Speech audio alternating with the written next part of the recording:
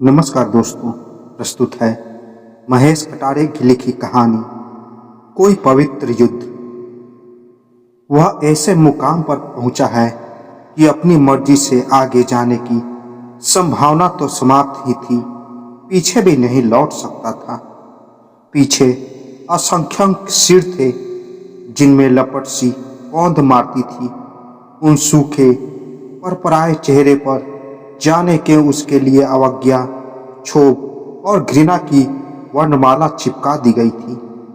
उसके पीछे से आते सभी होठों पर कोई हिंसक हुंकार थी जो उसकी दुर्दशा में उसकी भूमिका की प्रतिध्वनि की पहचान घोषित हो चुकी थी।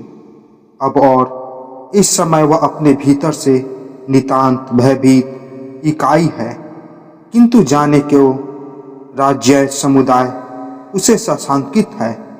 तनबल, राजबल, धनबल से हीन इस आकृति को निशाना बनाए रखने में ही उसको स्वार्थ सधते प्रतीत होते हैं। राज्य मार्ग की भीड़ ने उसे ठेल कर धकिया कर बिल्कुल किनारे कर दिया था। उसकी देह पर भीड़ की हिराकत के गहरे नील पड़ गए। अनजान सी फांस जैसी इस उसके रोह में पुरहरी भर देती तो दृष्टि कोई ऐसा कोना टटोल उठती जहां थोड़ी आश्वस्ति के साथ ठहर कर वह गत आगत पर सोच सके, अपने बचे रहने का उद्योग कर सके। अस्तित्व संकट के इस दौर में उसके साथ वाले कुछ लोग तो पलायन मात्र को ही विकल्प मान भविष्य का पीछा करते हुए दूर चले गए, और यह गमन निरंतर तेज होता जा रहा था। कभी कभी उसे भी नग्नता का कातर बोध आ घेरता है। वह भी कहीं चले जाने की सोच उठता है, क्योंकि लांछन सहे जाने का उसका धैर्य भी खो चुका रहा है। उसके कंधे पर जीर्ण पोटली लटकी है। उसका बोझ भी अब असहा बनता जा रहा है। झोली नुमा इस पोटली को दायां कंधा कसने पर वह बाएं कंधे पर ले लेता है तथा बाएं के टीसने पर दाएं। झोली नुमा पोटली के विरासत में मिली है, जिसे सौंपते हुए उसके कंगाल रूपन पिता ने कहा था, यह मेरे पिता ने संभलवाई थी, उन्हें शायद उनके पिता ने सौंपी होगी। जिन तक यह और पिता तथा वृद्ध पिताओं से होते हुए पहुंची होगी। पिता उखड़ती सांसों को सहेजने के लिए थोड़ा रुके थे। आंखों में सामर्थ्य समेटकर वह फिर बोले, बेटा, तुम्हें देनों को मेरे पास भूमि है न धन, मनसबदारी हम कर ही सब कर पाए थे। खैर, इसमें समय की कतराने हैं, कुछ महत्वपूर्ण होगी और शायद कुछ फालतू भी। सोना चांदी लाल जवाहर की उम्मीद इससे ना करना, इसमें तो स्मृतियों के रेशे तथा ज्ञान की गांठें हैं। वह पिता का मुंह ताकने लगा तो आतुर पिता ने मुस्कुराने का असफल प्रयास किया। बात समझ नहीं पाए। मैं भी कहाँ समझ पाया था। मैंने भी तो संस्कारिता श्रद्धा के कारण ही यह बोझ कंधों पर लिया था। और पिता फिर भी बोले थे कि मेरा तुम्हारा व्यक्तिगत नहीं है इसमें। हाँ, अहाद और सात के अंजलि भर दिन रात वह धन्य धिक्कार के उंगलियों पर गिनने लायक घड़ी पल भर जरूर उसके एक कोने में अटके हैं। बताते बताते पिता के चेहरे पर गहरी थकान दिखाई दी। उन्होंने पल भर को आंखें बंद कर ली और तेज सांसें पर काबू करने लगे थे। वह पिता की सफेद रोह से भरी सूखी छाती सहलाने लगा। आंसू ढुलकती माँ पहले से ही तलवे पर तेल मल रही थी। बहन पिता की खाट के पास से सटी इस तरह खड़ी थी जैसे नितांत घरेलू दृश्य से अयाचित आ पहुंची हो। सांसें वह सामर्थ्य बटोर कर पिता फिर बोले, जय पराजय की स्तुति निंदा के अतिरिक्त इसमें भविष्य की भावना कूल कल्पना भी है।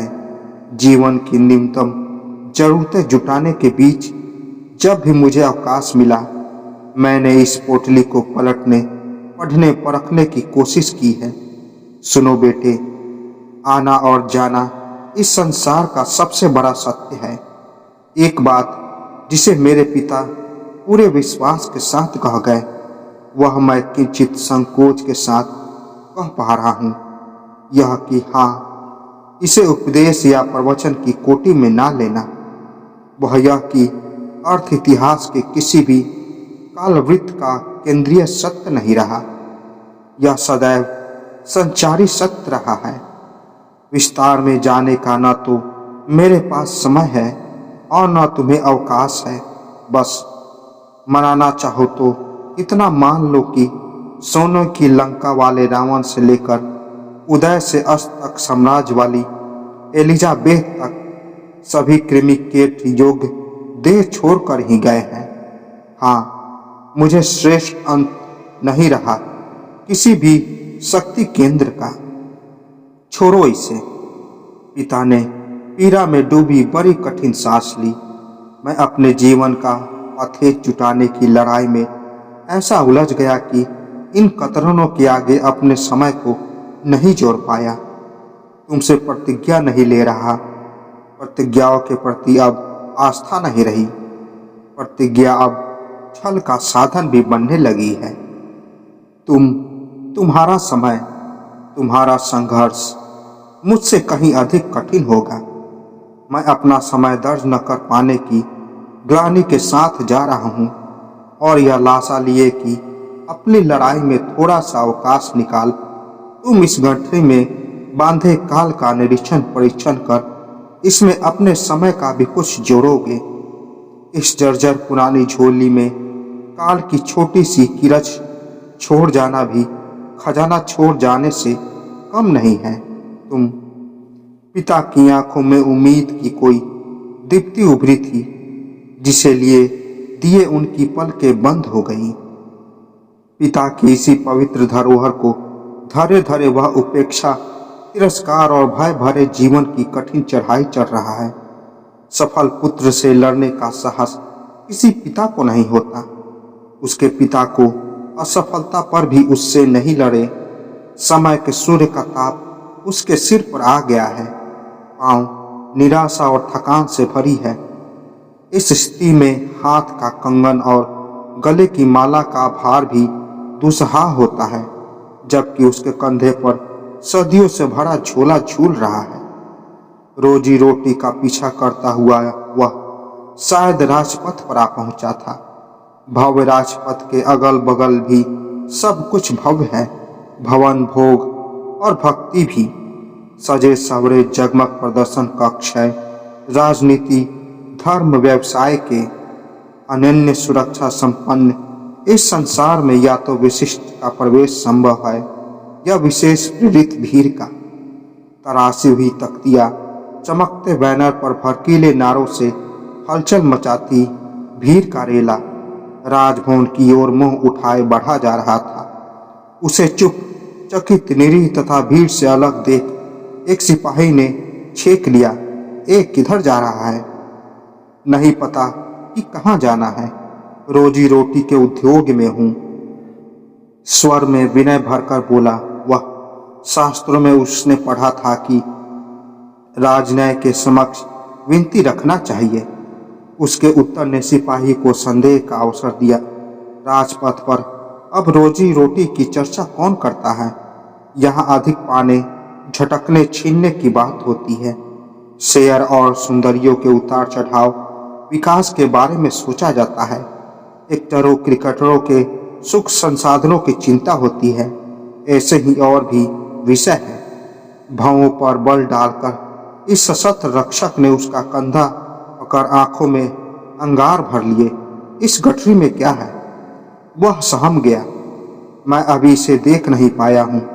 भूख ने इस ओर सोचने का अवकाश ही नहीं दिया। आवाज में अब भी वही विनय थी।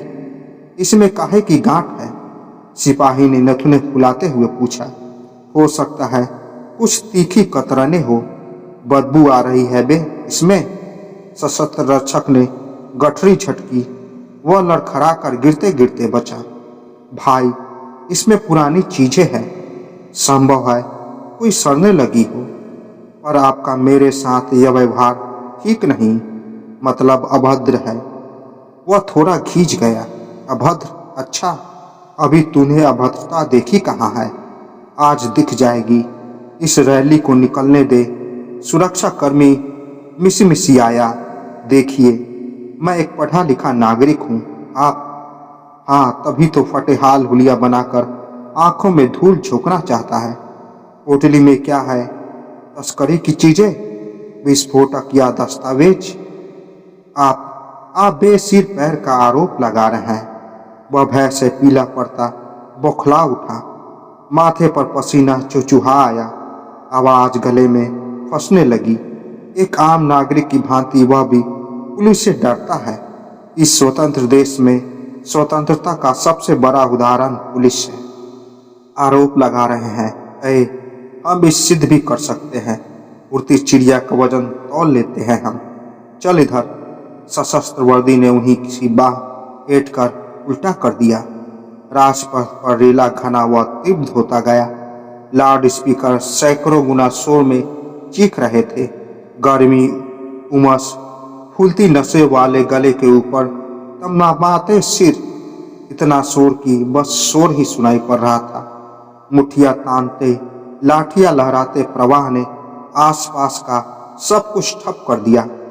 अगल बगल की चौकसी में बंद भव्यता खिड़कियों से झांकती रेले के गुजरने की बाट देख रही थी। ये उसके लिए मनोरंजन व कारोबार का हिस्सा है। ऐसे तमाशे कभी कभार तो वही प्रयोजन करते हैं।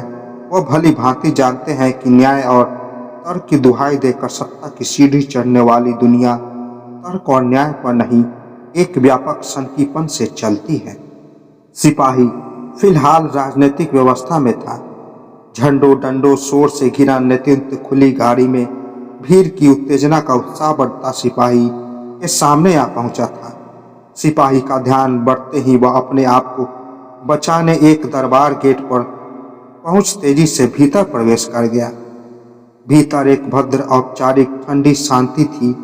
कंप्यूटर टेबलों के पीछे मॉनिटरों पर निगाह जमाए सिरों का एक छोटा सा सिलसिला था लगा। वह अत्यंत कठाविष्ट निर्धारित परिचालित मंडल में साध हंसा।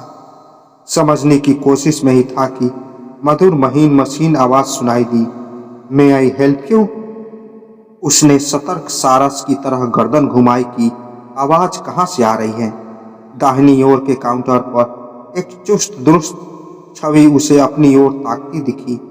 इस बार अब कॉन्वेंट हिंदी में बोली, कृपया अपने आने का प्रयोजन कहे। वह काउंटर की ओर मुख गया क्योंकि दरबान भी भीतर आ पहुंचा था और उसकी मुद्रा बता रही थी कि अभी गर्दनियां मारकर बाहर फेंक देगा। जी, मैं अपने आप को इस गठरी को बचाना चाहता हूँ। बाहर की स्थिति ऐसी है कि मैं और गठरी दोनों ही खतरे में हैं। वह शीघ्रता से बोला गया। क्या है इस झोली में? आवाज उत्सुक तथा तटस्थ थी। बस इतना जानता हूँ कि इसमें समय की बातें हैं, शायद बहुत ही मूल्यवान या सयांत नितांत निरर्थक। पिता ने कहा था, इसमें संतवरों के अनुभव व मनवंतरों के ज्ञान कण और। ठीक है, समझ लिया। बेचना चाहते हो? वही मृदुल तथा स्वर पूछ रहा था। हम तुम्हें सुरक्षा, संपत्ति, साधन सब उपलब्ध कराएंगे। आपने मुझे गलत समझा है। मैं सुरक्षा चाहता हूँ, मेरी जरूरतें भी है। हाँ, विपन्न भी हूँ मैं, पर बिकाऊ नहीं। इस गठरी में भी सबका समय है, सबकी स्मृतियाँ हैं। अकेली मेरी हथेली का न्यास नहीं। मैं तो संयोगवश ही इस थाती का धात हूँ।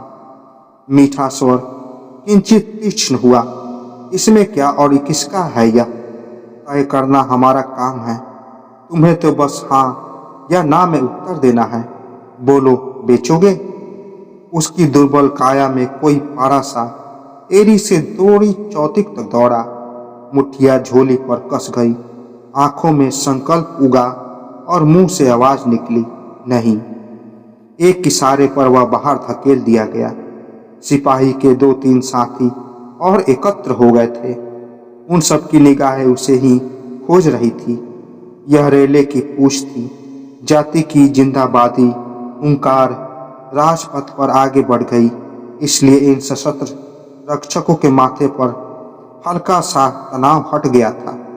तनाव के स्थान पर अब आखेट का भाव था। वो रहा साला, पकड़ो। वर्दी चिल्लाई। उसने बचने के लिए भागना चाहा, पर तुरंत ही ख्याल आया कि भागे कहाँ, और भागे भी क्यों। भागना किसी भी दुष्ट मौसम का हल नहीं। कहीं न कहीं किसी न किसी तरह लड़ना तो पड़ेगा।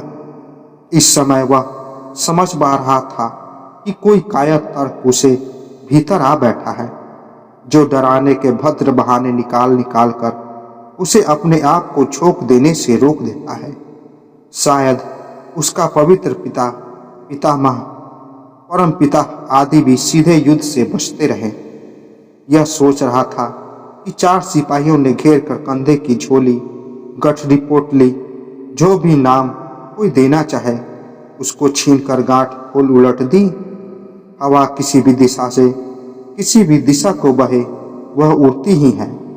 गठरी की कतरने, रेसे, विचार, स्मृतियां राजपथ पर लावारिस से उड़ने लगे। तेज धूप में कोई मत कौंध मार रहा था तो किसी से बंधी गांठ निकल रही थी। सिपाही हर चीज को परखती निगाहों से तोल रहे थे। वह लिटा पिटा सा अवाक हस्तप्रद राजपथ पर खड़ा था। गठरी की वस्तुएं इधर से उधर उड़ रही थी, सरक रही थी, फिसल रही थी।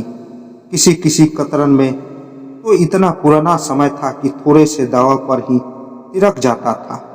एक कल्पना डाल से छिटके भांति की पत्ते की भांति उड़ती हुई नाली में जा पड़ी थी। उसने दौड़कर उस मासूम कल्पना को सहेजना चाहा कि भवन के पाइप से कोई तेज बहाव आया। वह ऊब डूब होती नाली में बह गई। लगा कि उसके दिमाग की नसें फट गई है। बदहवास होता हुआ कभी इस वस्तु को पकड़ने की कोशिश करता, कभी दूसरी को। सिपाही अपनी पेशेवर सक्रियता के साथ कतरनों, विचारों, स्मृतियों में उसके विरुद्ध प्रमाण की छानबीन में थे। इस समय जब सूरज ठीक उसके सिर पर तप रहा था, नीचे जमीन में जलन आ बैठी थी और उसके सिर पर न साबुत अंगोछा था, न पैरों में जूते। तब बिखरती बहती और असावधान हाथों द्वारा उल्टी पलटी जाती हाथी को बचाने का आखिर उपाय क्या उसके पास है? वह राजपथ के बीचों बीच खड़ा होकर चीखने लगा। सदियों की इस चिंतित निधि को हमारे पूर्वजों ने भूखे प्यासे रहकर अभाव जीते हुए स्वयं के होम पर गलाकर मेरे तुम्हारे समय तक पहुंचाया है। इसे लिप्सा के हाथों नष्ट होने से बचा लीजिए। आखिर अगली पीढ़ी को भी तो हमें कुछ सौंपना है। वह चीखने की हद तक चीखे जा रहा था और लोग अपने डंडे सुख की खिड़कियों से उसकी पागल हरकतों को देख रहे थे। तो दोस्तों, आशा करता हूँ ये कहानी आपको पसंद आई होगी। तो मिलते हैं एक और नई कहानी के साथ। तब तक के लिए नमस्कार।